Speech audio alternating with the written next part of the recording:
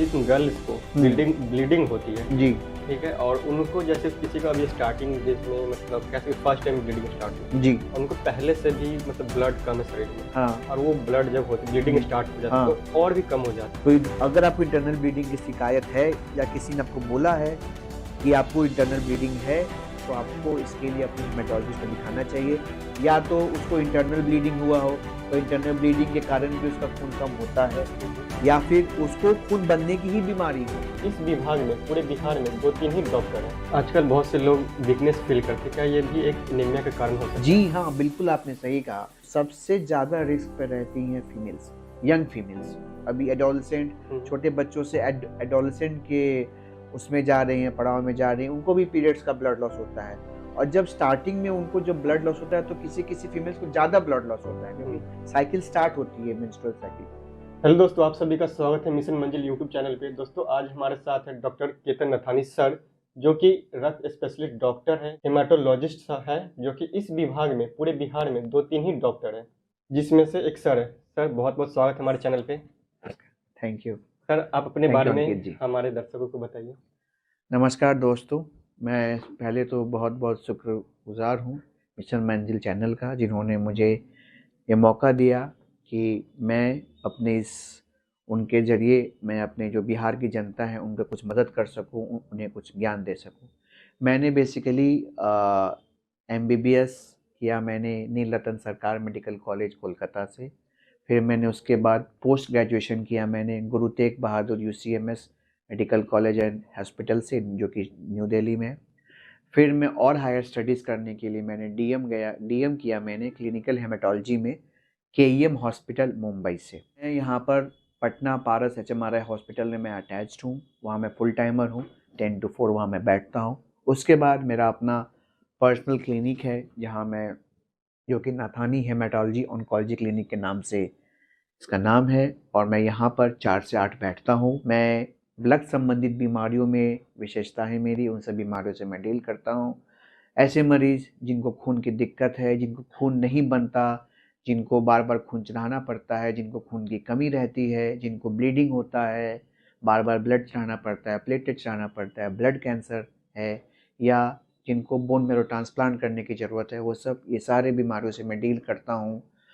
या और bone marrow transplant की फैसिलिटी पारस HMRI हॉस्पिटल में है, वहाँ हम लोग ट्रांसप्लांट कर रहे हैं। आज भी हमारे पेशेंट्स का ट्रांसप्लांट हो रहा है और मरीज़ काफ़ी बेहतर हैं। सर, सबसे पहला क्वेश्चन मेरा यही जी। रहेगा कि एनीमिया सर इतना कॉमन क्यों है अपने बिहार में?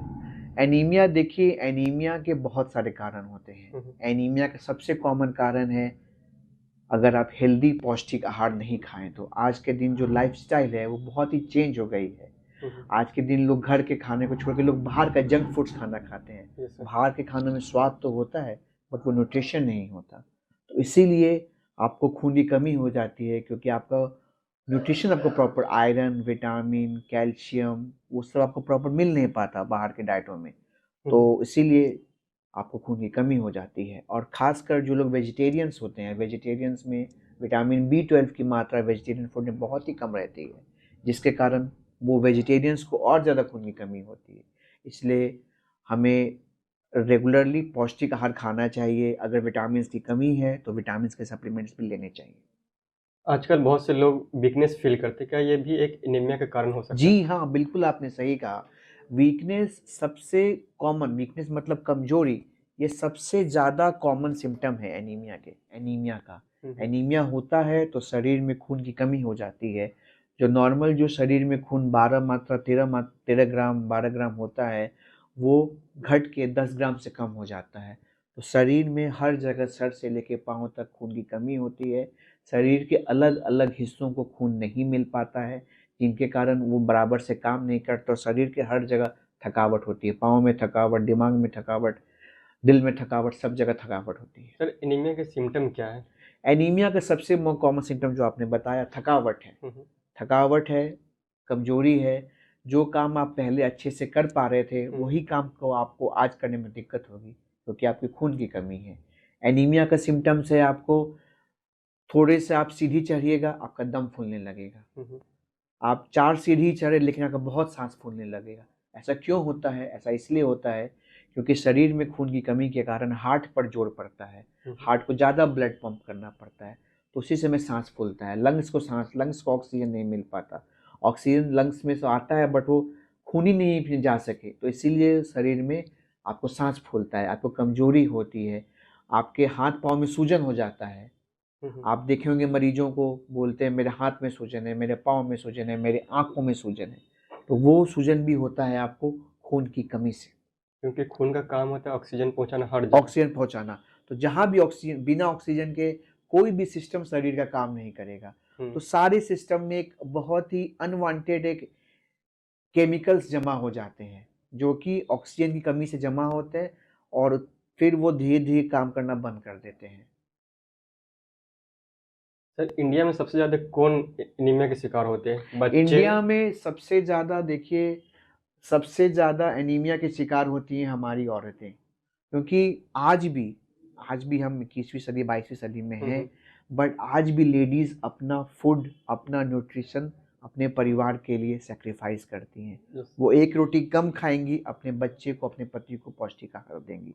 और फीमेल्स में खासकर क्योंकि उनको मेंस्ट्रुअल ब्लड लॉस होता है, तो उनका खून और कम होता है हर महीने, क्योंकि वो ब्लड लॉस उनको हो रहा है, तो ब्लड से उनको आयरन वायरन जाता है तो खून कम होता है, और वो अपना खान पान भी सही से नहीं करती है, तो सबसे ज़्यादा रिस्क पे रहती हैं फीमेल्स, यंग फीमेल्स। इंडिया का भी रेशियो भी है अभी न्यू रिपोर्ट्स के अनुसार जी 100 में से 57 महिला अभी ग्रसित है एनीमिया से। बिल्कुल बिल्कुल है, बिल्कुल है, ये आपने बहुत ही सही बात बोला, और ये बहुत ही सही एक्चुअल में डेटा है आपको।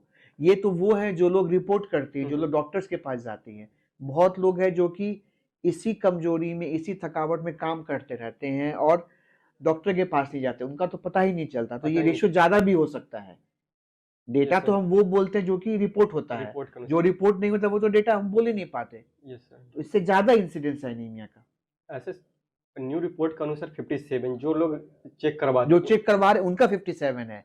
अगर 100 महिला जाएंगी तो 57 लोग को खून की कमी होगी, लेकिन जो 50 महिला जो कि नहीं जा पाई वो उनका तो पता ही नहीं चला, उनमें से भी 25-30 होंगी। तो ज्यादा डेटा है, वो ज्यादा एक्चुअली में है वो। लेकिन हम लोग माने न्यू रिपोर्ट्स के अनुसार 57 है, बट इससे ज्यादा ही हो सकता है। ज्यादा ही हो सकता है, कम तो कोई सवाल नहीं है। यस सर, जो भी मान के चलिए जो ग्रोथ कर रहे बच्चा, चाहे मैं बात करूं मेनली गर्ल्स की, हाँ, तो उनको भी ये हो रहा है, कॉमन कह सकते बीमारी एनीमिया की। हाँ, ये क्या सिम्टम है, क्यों होती है गर्ल्स को भी ये वही कारण है जो गर्ल्स अभी एडोलसेंट, छोटे बच्चों से एडोलसेंट के उसमें जा रही हैं, पड़ाव में जा रही हैं, उनको भी पीरियड्स का ब्लड लॉस होता है। और जब स्टार्टिंग में उनको जब ब्लड लॉस होता है तो किसी किसी फीमेल्स को ज़्यादा ब्लड लॉस होता है, क्योंकि साइकिल स्टार्ट होती है मेंस्ट्रुअल साइकिल, तो ज़्यादा ब्लड लॉस होने के कारण उनको फिर खून की कमी हो जाती है। और प्लस खान पान, आज के दिन आप देखो सब लोग बाहर का खाना खाते हैं, जंक फूड्स खाते हैं, पैटीज, बर्गर, ये सब, इन सब में बिल्कुल भी पौष्टिक आहार नहीं होता, कोई न्यूट्रिशन एट ऑल में कोई भी न्यूट्रिशन नहीं होता है। खाली उनमें वो सब अच्छे अच्छे जो जबान को अच्छा लगता है वही रहता है, बट उनमें कोई पौष्टिक आहार नहीं होता। आप वो खाइए, ऐसा ये नहीं कि नहीं खाना है, बट उसके साथ आपको जो न्यूट्रिशन डाइट है वो भी खाना चाहिए, और उनका जो अगर आप फ्रीक्वेंसी आपको कम कर लेनी चाहिए, ताकि उन सब से जो आपको नुकसान है वो कम हो। खाइए पर कम खाइए, और घर के खानों को, न्यूट्रिशियस डाइट को ज़्यादा ध्यान देनी चाहिए।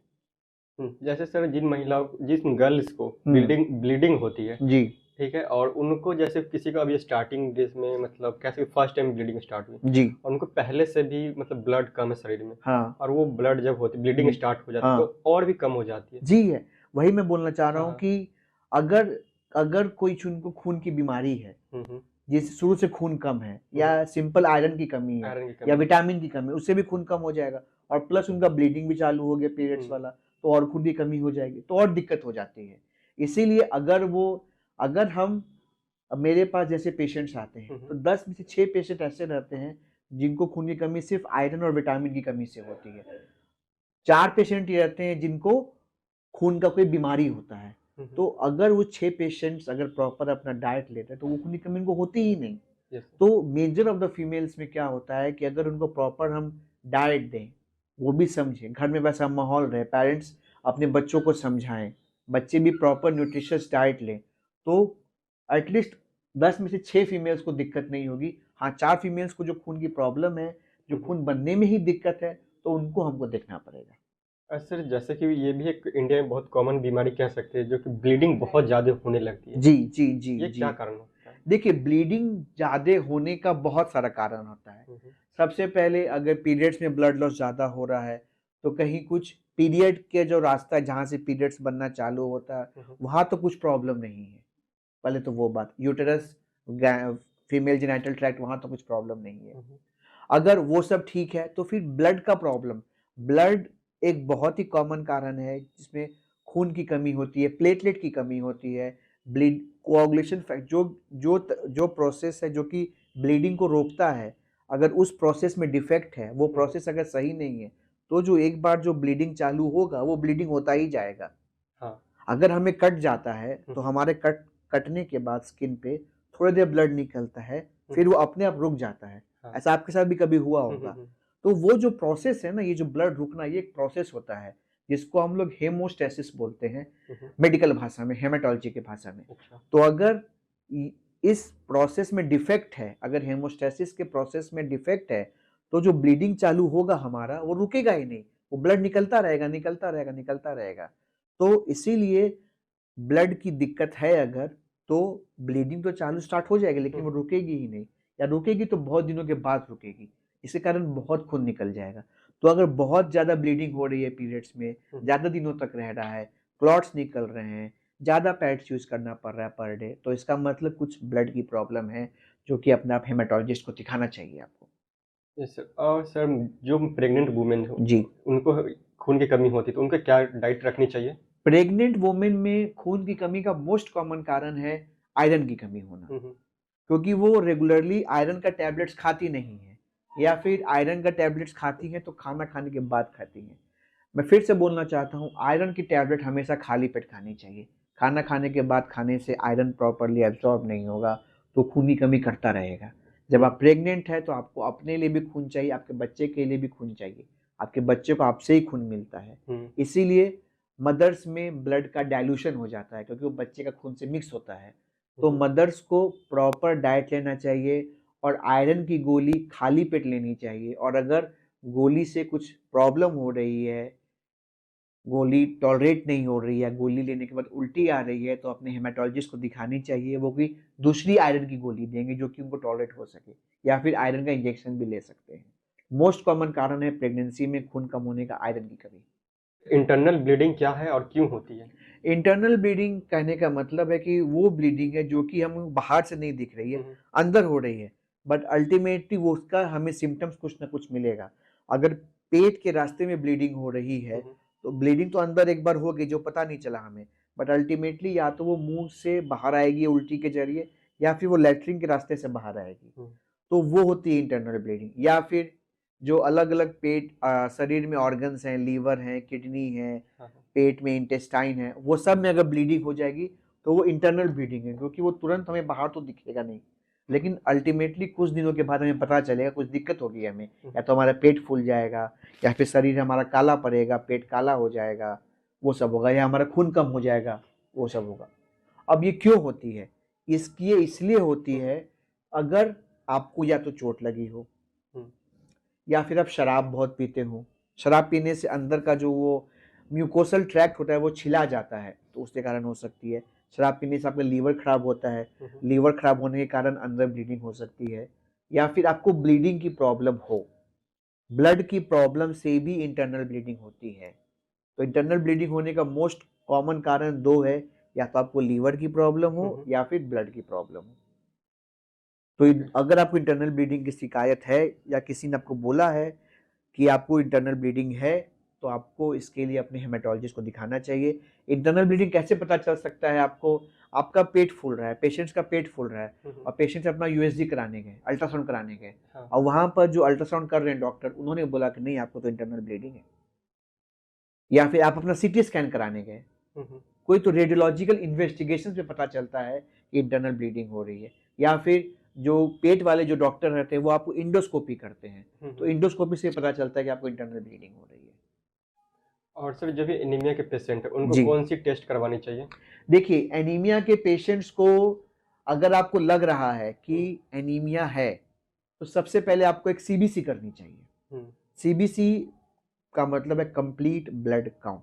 वो आप कंप्लीट ब्लड का आपको रिपोर्ट दे देगा कि खून कम है तो कितना कम है, सिर्फ खून कम है या फिर वाइट ब्लड सेल्स भी कम है और प्लेटलेट। हमारे खून के 3 मेजर हिस्से होते हैं, एक होता है हेमोग्लोबिन, एक होता है वाइट ब्लड सेल्स और एक होता है प्लेटलेट। हेमोग्लोबिन हमें हिम्मत देता है, जिसकी कमी अगर होती तो हमें कमजोरी फील होता है। वाइट ब्लड सेल्स हमें इन्फेक्शन से रोकता है, अगर वाइट ब्लड सेल्स में कमी होगी तो हमें बुखार होता है। प्लेटलेट्स जो मैंने बताया ब्लीडिंग, प्लेटलेट्स ब्लीडिंग को रोकता है, प्लेटलेट्स कम होगा तो ब्लीडिंग होगा। तो ये सीबीसी की रिपोर्ट से ये तीनों पता चलेगा कि सिर्फ आपको हेमोग्लोबिन की कमी है कि वाइट ब्लड सेल्स भी कम है, प्लेटलेट भी कम है, क्योंकि ये तीनों से अलग अलग बीमारियों का पता चलता है। अगर सिर्फ खून की कमी है तो फिर आपको आयरन विटामिन की जांच करनी चाहिए कि कहीं आयरन विटामिन तो कमी नहीं है। आउट ऑफ 10 पेशेंट्स 5-6 पेशेंट्स में आयरन विटामिन का ही कमी रहता है। आयरन विटामिन की कमी से खून कम होता है। Vitamin B12, iron, vitamin D, ये सब की कमी से भी खून होता है, ये सभी कमी से भी खून कम होता है। तो ये सब की आपको जांच करनी चाहिए, लेकिन आपको ये बस जानकारी के लिए है। इसका मतलब ये नहीं कि पेशेंट्स खुद से ही अपना जांच करने लगे। पेशेंट्स को खून की कमी लग रही है, अपना एक सीबीसी कराएं, सीबीसी करा के देखें खून की कमी है तो फिर एक अपने जो नियरेस्ट डॉक्टर उनको दिखाएं, फिर वो डॉक्टर अपना आगे जांच करेंगे। सर एचबी कितनी होने चाहिए ह्यूमन के?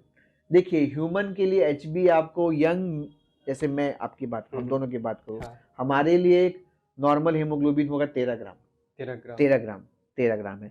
फीमेल्स हैं जो यंग फीमेल्स हैं उनका 12 ग्राम है। 12 ग्राम से ऊपर होना चाहिए, 12 ग्राम से कम है तो खून की कमी बोलेंगे उनको। जो प्रेग्नेंट फीमेल्स हैं उनका 11 ग्राम कट ऑफ होता है, 11 से कम होगा तो बोलेंगे खून की कमी।